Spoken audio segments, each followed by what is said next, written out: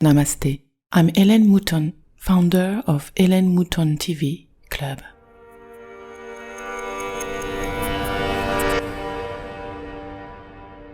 Welcome to the fifth dimension with your podcast and newsletter 5D Metamorphosis. I'm Mouton, mindfulness teacher specializing in emotional release. To find out more, links are in the description below, or you can visit ellenmoutontv.com. Today, our podcast is called When and How Did We Lose Our Freedom and How to Get It Back? We are born free, but what does it really mean?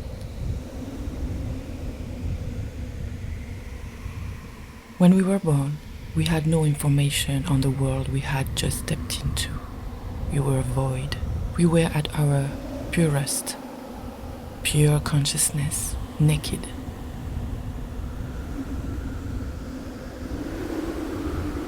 Suddenly our body became our unique vehicle, and we had to navigate with it in a physical world we had no idea existed. Imagine the contrast, our five senses drawn into so much information. Sensations, pain, hunger, limited vision. We then needed comfort and reassurance from our mom and dad, or anyone in charge of protecting us to avoid stress and long-term scars. But fear is not avoidable because we are in the unknown, like a blind person without any data, except the instinct that the person who is holding us is here to protect us, and so we let her or him. How do we lose our innocence, this sparkle of life, by the time we are adults? Is this always the price to pay when we grow up, or is there something else running in the background? One sure thing is that at school we never teach children information that would help them to know how to navigate into this human experience. School teaches us to read and talk, to be able to communicate, but unfortunately, we learn equations and formulas to develop our logic part of the brain, while ignoring the other as if it's not an important part of our brain, the creative and emotional side. So what's wrong with our emotions? It is as if they were not a part of us, where in fact they are the most important pieces to understand who we are, since they trigger all kinds of chemistries in our bodies through the brain and have a direct influence on our mood, actions, behaviors, and lives. We don't talk about them at school, either at home, because they put everyone, from teachers to parents, uncomfortable. They themselves did not learn how to handle them. Moreover, from their birth, we base children's education on the material and the outer physical world, where emotion is from the inner world, leaving them with one very important missing dimension. If I insist on the notion of emotion, it is because we are going to learn how important it is to recognize and manage them to positively influence the future of our children and the future generations after them. For that, we are going to learn how children receive the information used for their education. Learning phase from 0 to 7 years. The way we learn at age 0 to 7 years is by hypnosis.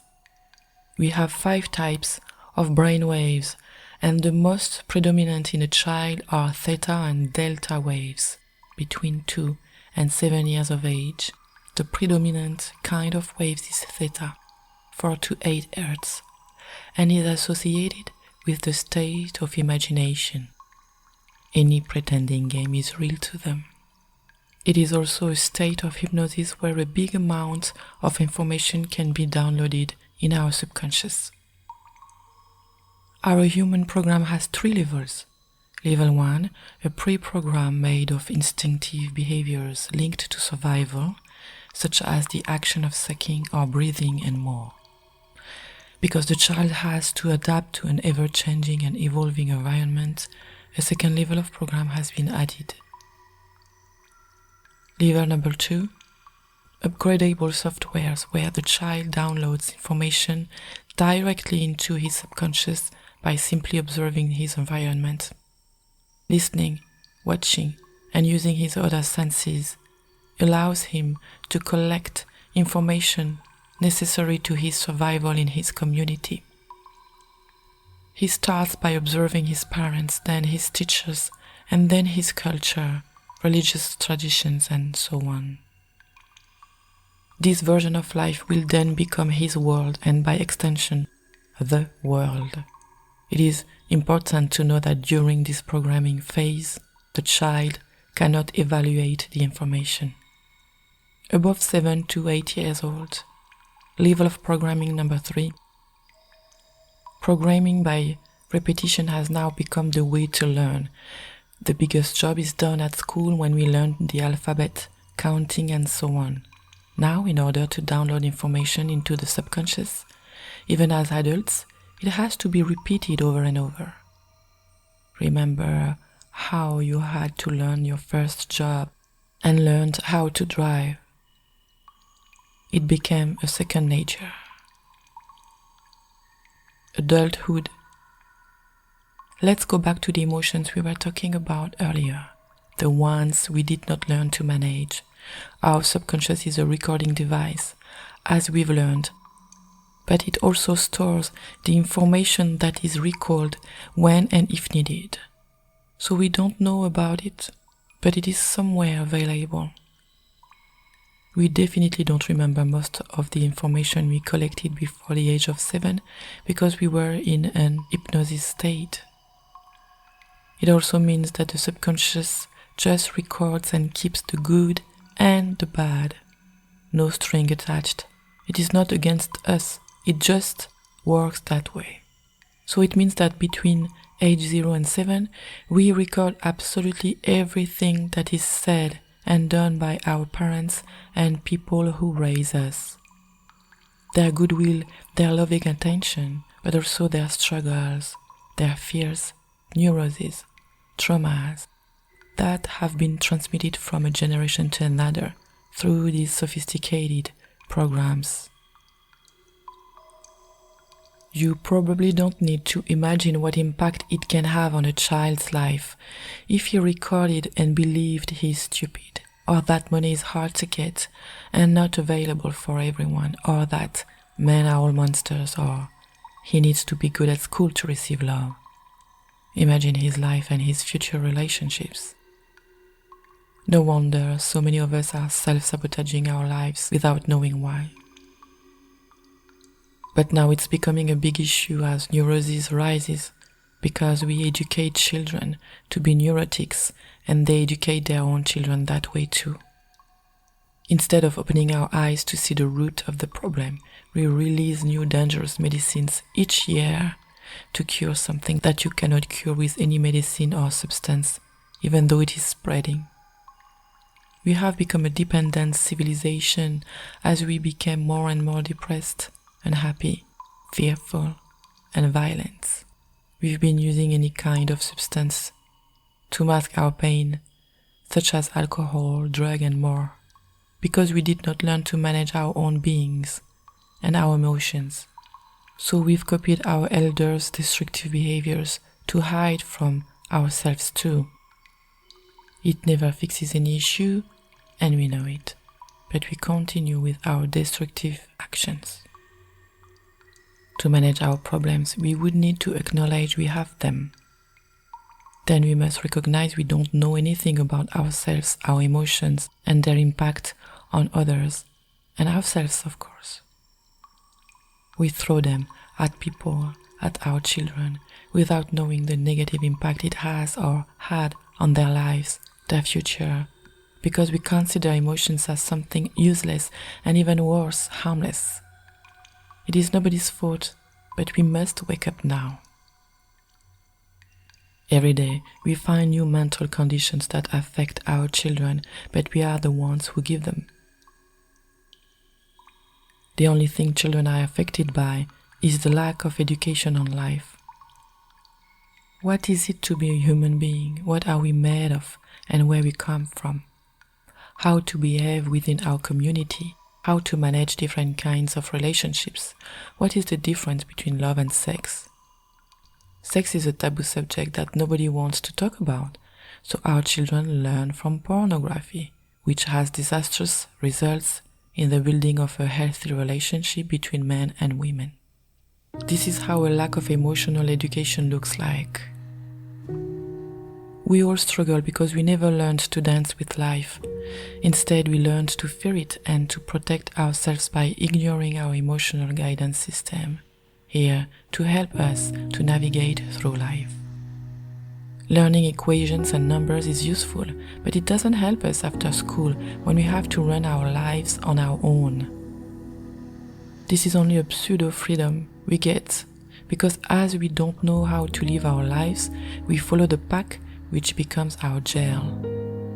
By the time we are young adults, even before, we have lost our identity. How to get our freedom back? It is possible, there is hope. This is why I'm talking to you today, but it demands effort, flexibility, and a willingness to challenge ourselves. It also asks a training that can be long, because if a training by repetition has been necessary to implant negative ideas and behaviors in us, only a similar training will deprogram us from them. What kind of training do we need to do?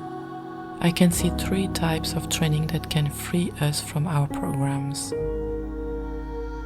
Training number 1, cultivating our attention and presence. It is very important to know that the subconscious mind represents the recording as well as the storing device in our brain. Our conscious mind represents everything we desire, our creativity, our imagination, but also our thoughts and our logic mind. It is within the conscious mind that life happens. Unfortunately, according to many studies, our conscious mind represents only 5% of our day, and the rest of the 95% of our time we are run by our programs stored in our subconscious mind. It means we live a by default life that is run in an automatic pilot most of the time.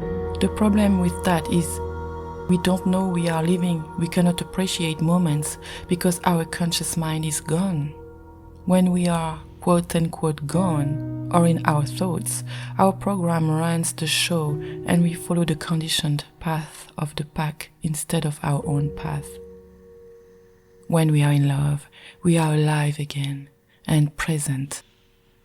Then we go back to our old programmed self and we are gone again. So it is time to develop our attention by practicing mindfulness-based exercises and meditation to help us to train our mind and control our thoughts. There are other exercises we can do and I will talk about them in the near future. However, attention and presence are not enough. That is why so many of us fail at transforming our lives. Training number 2, reprogramming the subconscious by rewriting our story. Let's take an example to understand the mechanism of the subconscious and the conscious minds.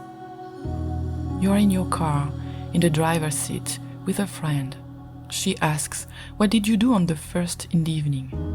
In order to answer your friend, your conscious mind has to think, to recall the information stored in your subconscious mind. While this happens, your subconscious mind runs smoothly your car in an automatic pilot for you. Because you have learned it before, it is now part of your program and you no longer need to learn to drive. And since it is away 95% of your day, your life is controlled by your subconscious, not you.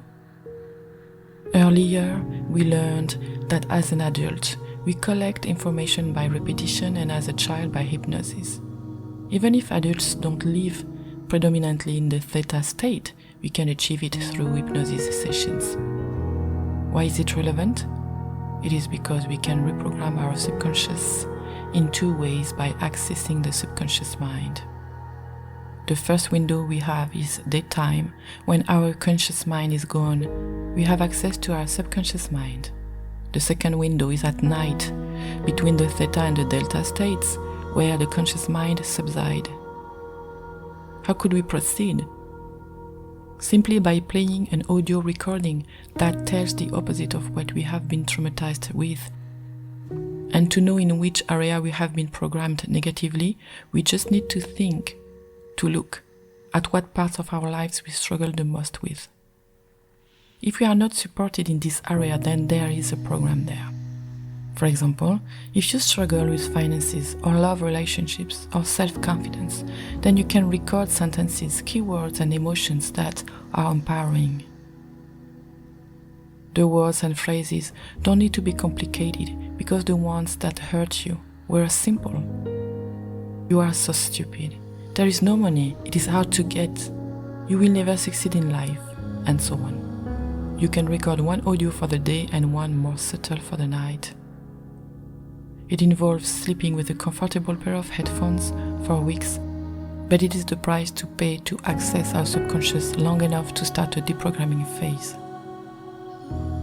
You can also visit an hypnotherapist who can help you with beliefs deprogramming. Training number 3, managing our emotion to never replicate our conditioning. This last part will also be the conclusion. Cultivating presence and reprogramming our subconscious are two very important parts of our empowerment, and if we don't manage our emotions, we will do the same to our children, and it will never end.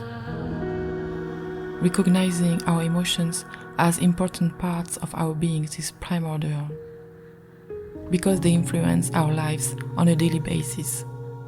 By controlling and managing them, we can positively influence our lives and our children's lives so that we can enjoy every bit of it.